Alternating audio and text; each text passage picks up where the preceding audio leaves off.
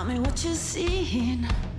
Tell me what People could look at you and say, oh, this is like an ultra confident person, which I think is probably true. But an ultra confident person doesn't mean there's the absence of self-doubt, that, you know, all those types of things, you know, insecurities.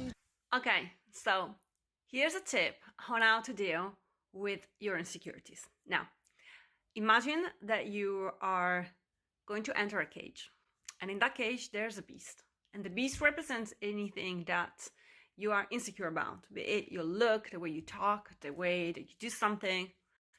It represents whatever insecurities you have. Now, you have two options. Option number one, you let it crush you. And then you spend the rest of your time basically in a corner of the cage, fearful and upset the whole time. Or option number two, you understand the beast and you befriend it. And then not only you can go past the beast to the other side of the cage where there's a door and you can get out of that cage. But by the time you leave the cage, you will have right next to you the most fierce and loyal ally, and that will weaponize you against future criticism. Top tip by Wildcard. I think that was really cool that you said that. Like, it's not about not doubting yourself. It's about figuring out when the doubt is not founded and move forward on what you believe in anyway. Yes, totally.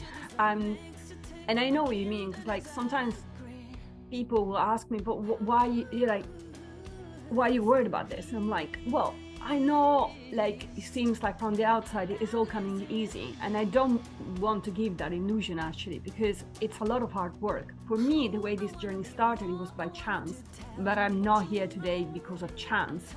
I worked really hard to be where I am, and I'm putting a tremendous amount of work to be here and to do what I'm doing.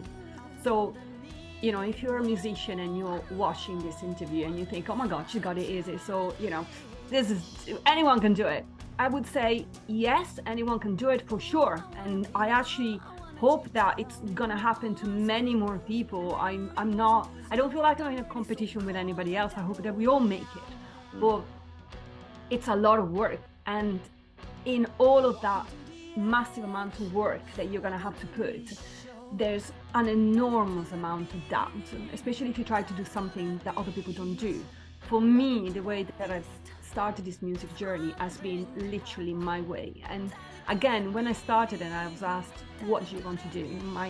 The first producer said to me, you know, what are you gonna do? Are you gonna start like this career? Are you gonna embrace it? And I was like, I don't know.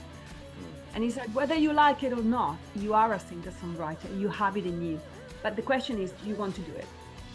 And to me, it's always been working at MTV, seeing the celebrities, working backstage. I've seen the glossy side and the not so glossy side.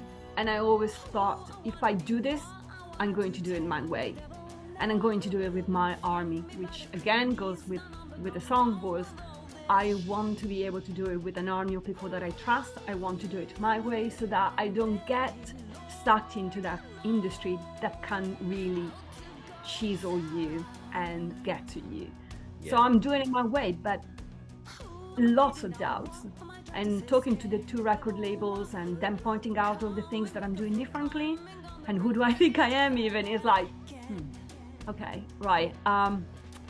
Yes on that. Not so much on that. I'm still gonna do this. Well, so, you know, they said this, they said the same thing to a 19-year-old Prince when they told him he couldn't record those songs and he couldn't play all his own instruments. And I mean, Prince, you know, like he told them, either I do it my way or I don't do it. So you might be onto something here. Wonderful. Okay. Yeah.